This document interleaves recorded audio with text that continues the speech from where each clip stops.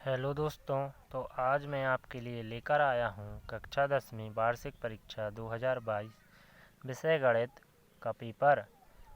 तो कृपया करो चैनल को सब्सक्राइब कर लें ताकि आपको सभी वीडियो के नोटिफिकेशन प्राप्त होते रहें, और वीडियो को शेयर करें और वीडियो को लाइक करें और कमेंट करना ना भूलें। तो चलिए हम देखते हैं। तो आपके लिए पहले सही विकल्प हैं, जो महत्वपूर्ण सही विकल्प पेपर में पूछे जाते हैं। तो पहला विकल्प है 96 और 404 का एचसीएफ होगा, तो इसका उत्तर 4 है। यदि a1/a2 बराबर b1/b2 बराबर नहीं c1/c2 के, तो समीकरण का निकाय है, तो इसका उत्तर होगा कोई हल नहीं होगा।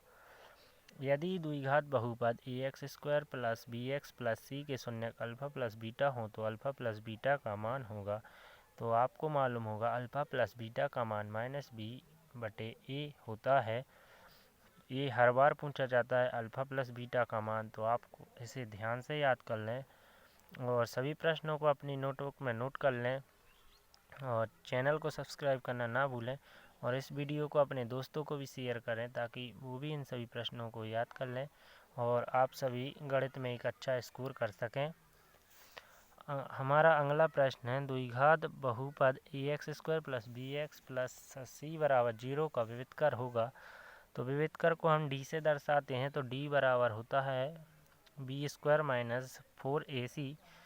अब आपका अगला प्रश्न है 3 के प्रथम 5 गुणजों का योग होगा, तो इसका उत्तर 45 है। अब हम आगे के प्रश्न देखते हैं।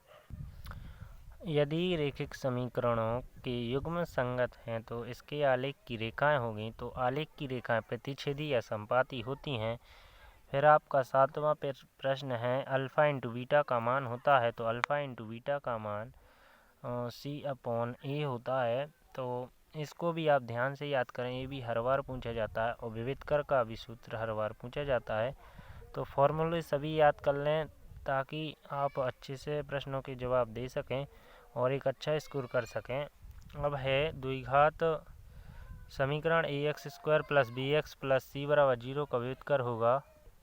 तो विविधकर बराबर d बराबर होता है b² माइनस 4ac। दो संख्याओं का गुणनफल 32 व एचसीएफ 8 हो तो एलसीएम होगा, तो इसका उत्तर अपना 4 होगा।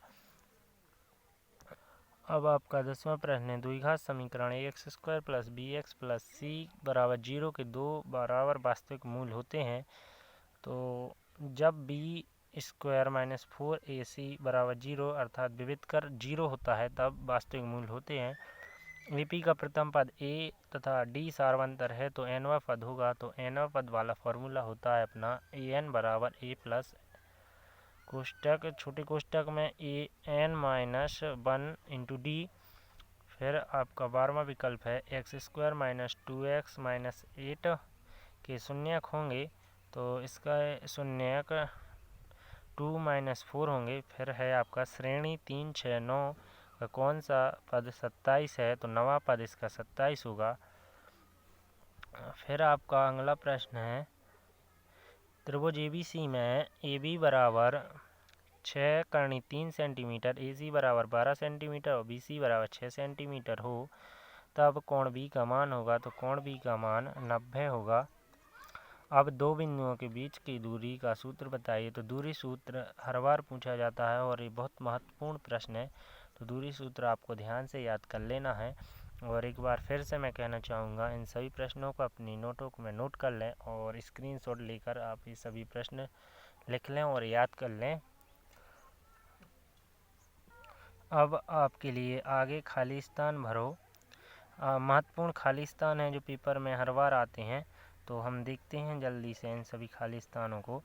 तो करनी 2 एक अपरिमेय संख्या है। मैंने खाली स्थान के नीचे अंडरलाइन किया है ताकि आप समझ जाएं कि इन्हीं दो संख्याओं के लिए एलसीएम गुणित एचसीएफ बराबर प्रथम संख्या गुणित दूसरी संख्या होती है। सभी वर्ग समरूप होते हैं, प्रमेय का एक सिद्ध किया हुआ कथन होता है। अब आपका 7वां प्रश्न है एक द्विघात समीकरण में बहुपद के अधिक से अधिक 2 शून्यक हो सकते हैं, और वृत्त के दो बिंदुओं पर प्रतिच्छेद करने वाली रेखा को हम छेदक रेखा कहते हैं, और एक वृत्त की 2 समांतर स्पर्श रेखाएं हो सकती हैं।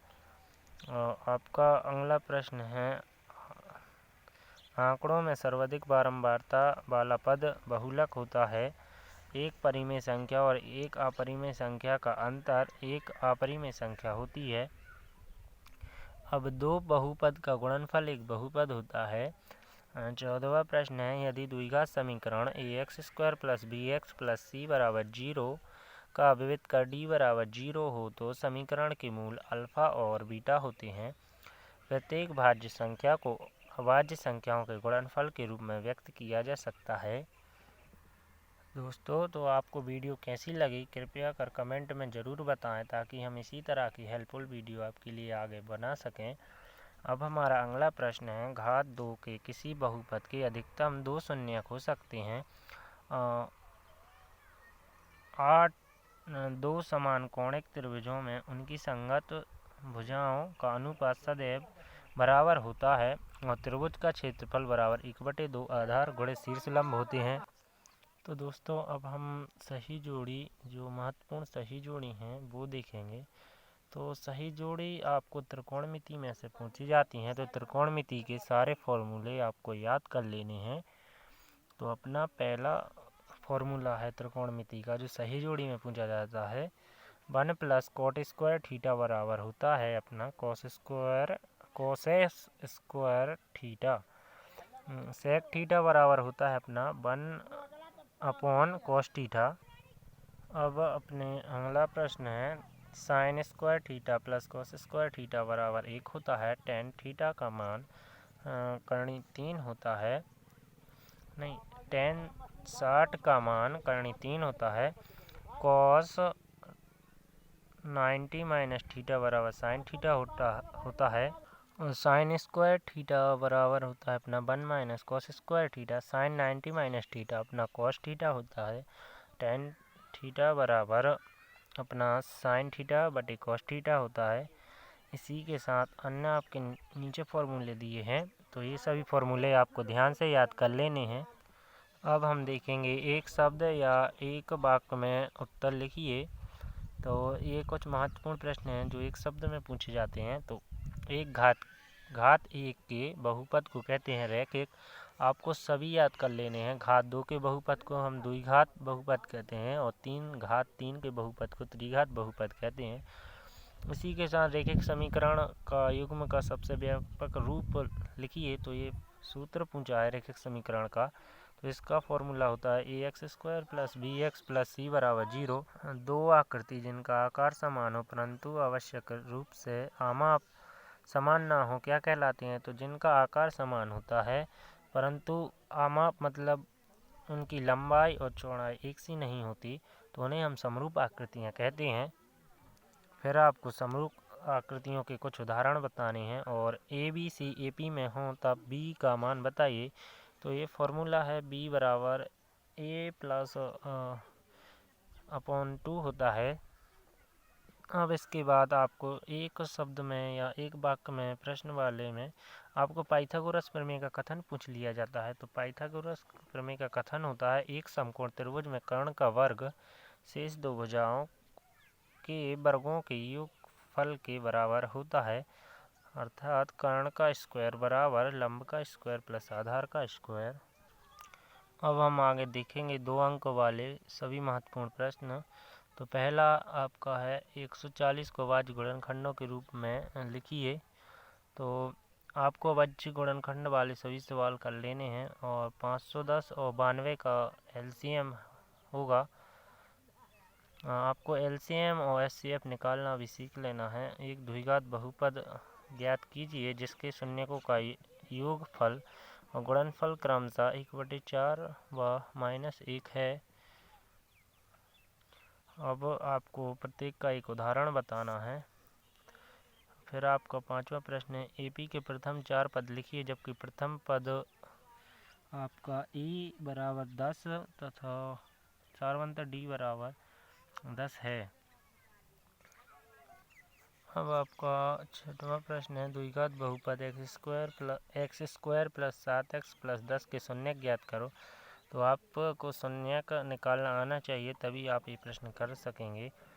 फिर HCF बराबर 9, तब 306 और 657 का LCM बताइए। 15 12 15 21 का अभाज्य गुणनखंड विधि से HCF और LCM ज्ञात करो। फिर आपको शून्य का बताना है। तो दोस्तों अब मैं आपको सभी प्रश्न बताता हूँ। वीडियो ज़्यादा लंबी हो जाएगी, इसलिए मैंने इन सभी प्रश्नों के आपके लिए आंसर नहीं दिए हैं, केवल प्रश्न डाले हैं। तो आप स्वयं से इन सभी प्रश्नों को हल करें। तो आप देखिए अगले प्रश्न।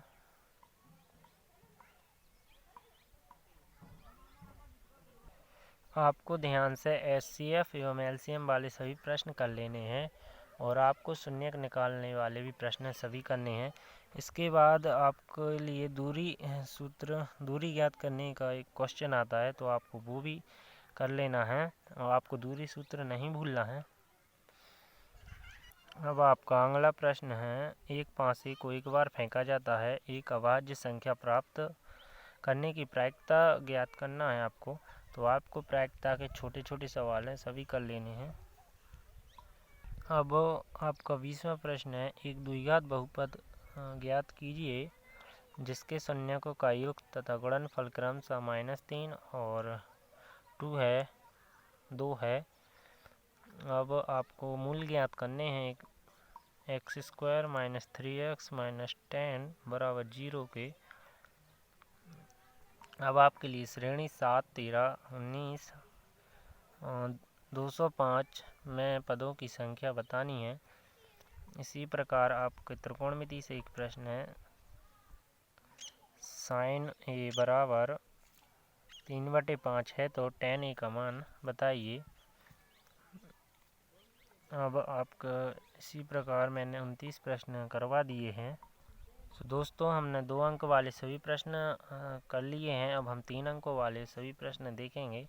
तो आपका पहला प्रश्न है, उस बिंदु के निर्देशांक को बताइए जो बिंदुओं 4, -3 और 8, 5 को जोड़ने वाले रेखाखंड को आंतरिक रूप से 3:1 में विभाजित करता है। अब उस बिंदु के निर्देशांक बताइए जो बिंदुओं -1, 7 और 4, -3 को मिलाने वाले रेखाखंड को 2:3 के अनुपात में विभाजित करता है।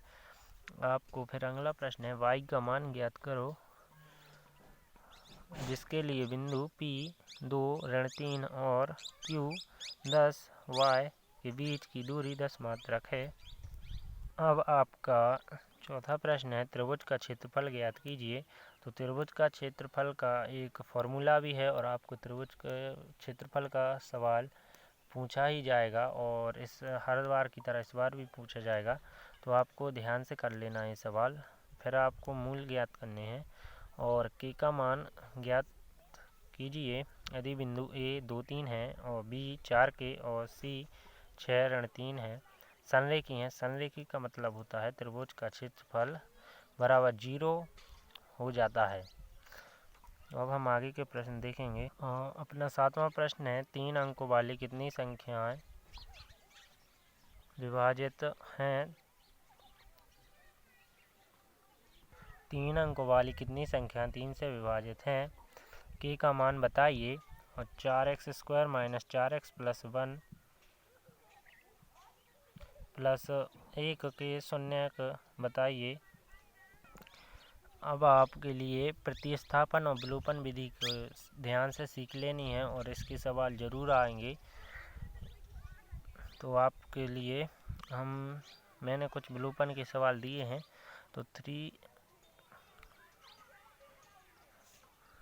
विलोपन विधि वाले कुछ सवाल हैं। 3x + 5y - 8 बराबर 0, 9x बराबर 2y + 7।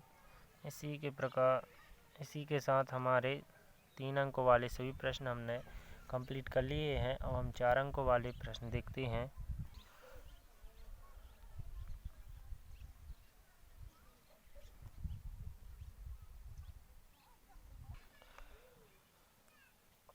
तो दोस्तों 4 अंक वाले प्रश्नों में हमारा छठा प्रश्न है, ऐसी दो संख्याएं बताइए जिनका योग 27 हो और गुणनफल 182 हो। AP 24, 21, 18 के कितने पद लिए जाएं ताकि उनका योग 78 हो जाए।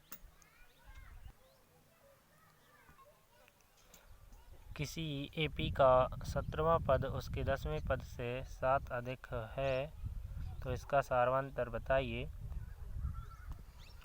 n के किस मान के लिए दोनों समांतर श्रेणियों 63, 65, 67 और 3, 10, 7 के nवें पद बराबर होंगे। k का मान बताइए जब 2x² k का मान बताइए जब 2x² प्लस kx प्लस 3 के मूल बराबर हों। तो हमने दोस्तों अपने सारे प्रश्न कंप्लीट कर लिए हैं। तो सभी प्रश्न परीक्षा की दृष्टि से अति महत्वपूर्ण है, तो आपको सभी प्रश्नों को नोट कर लेना और सभी प्रश्न याद कर लेने हैं। यदि आपको वीडियो पसंद आए तो please like, share and comment जरूर करें और चैनल को सब्सक्राइब कर लें। इसी के साथ मिलते हैं हम अगली वीडियो में। Thank you all of you.